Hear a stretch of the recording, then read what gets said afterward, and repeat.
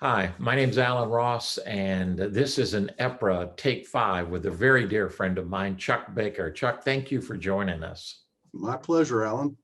Okay, so, I've known you a long time, and you have probably run more field service groups. I know you did for SD Myers, then you did for GE, then you did for SD Myers, then you did for RISA. But you have had your hands full of running field service crews around the country. And you've probably seen the good, the bad, the ugly. You have probably fired more people than any other human being, and you've probably hired more crew members, but that's just because you have seen it from a different perspective. For our members who may be hiring a field service company to come in and do work in a substation, in particularly in a high voltage environment, maybe even bringing in a rig, maybe even doing some pretty major repairs or oil processing or whatever.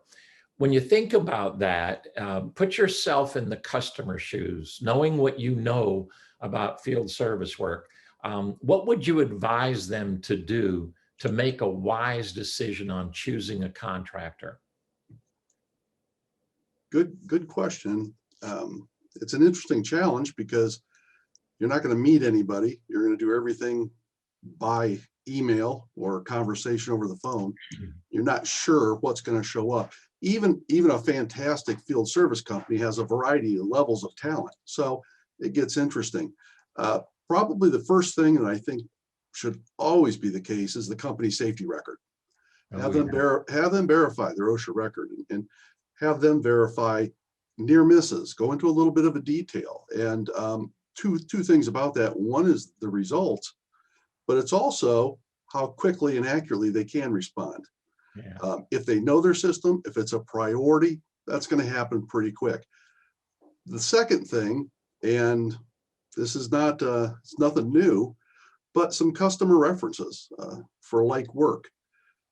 Yeah. You know, the customers are always going to have great customers and happy customers, and they'll have ones that are unhappy. Even the happy customers can give you some direction if you can have some good communication with them.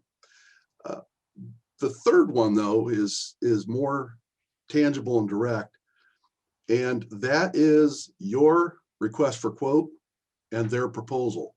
And what I mean by that is if you're going to have a field service company come in and regasket a transformer and vacuum fill, and they're going to be processing the oil, put it in your specification what you want.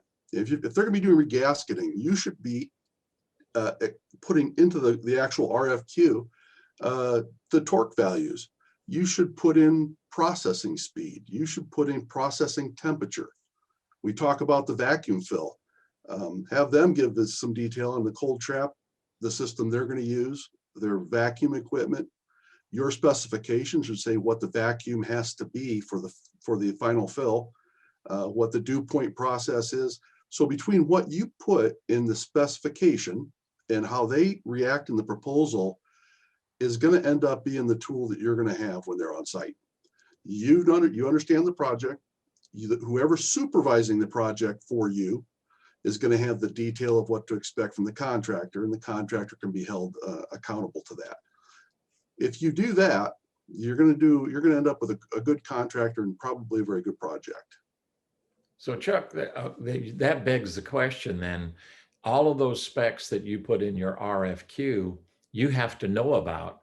And, you and I have both heard the horror stories about the company that low bids it, and you say, that's great. And they come out and all of a sudden there's all these adders because you didn't ask the right question. They come out and say, hey, did you want us to put the oil back in this? And you go, well, I thought that was part of the deal. And they go, no, look at our quote.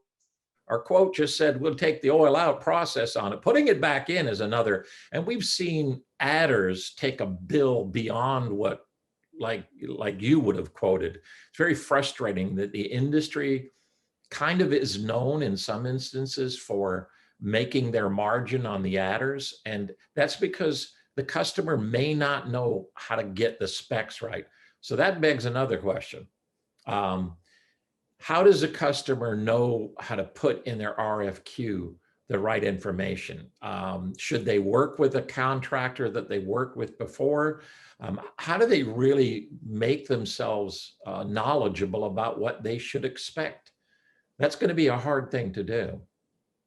Yeah, it would probably be a very good idea to go to a credible contractor and just for a very small amount, have them write up the specifications That'd be to good. say what's important, what has to be done, what order does it need to be done in, what's the minimum and the maximum of these.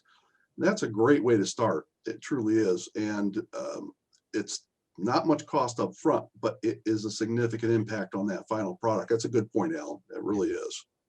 Okay. Now, these are great quick tips from the Tech Talk from Chuck Baker, who is in charge of the EPIC program, which is training program at SD Myers, and has been around the field service world primarily because at SD Myers, we sold it to GE and we sold Chuck, as he says, hey, you sold into slavery and then rehired. But Chuck, you're a dear friend. Thank you so much. You have been very helpful. We are going to talk about that second part of the conversation in our next Tech Talk with Chuck Baker. And that is, if you really want to know how to do this, then you need to have somebody who's trained to understand transformer maintenance at a higher level. We'll talk about that next. Thank you so much, Chuck Baker. My pleasure. Good to see you, Alan.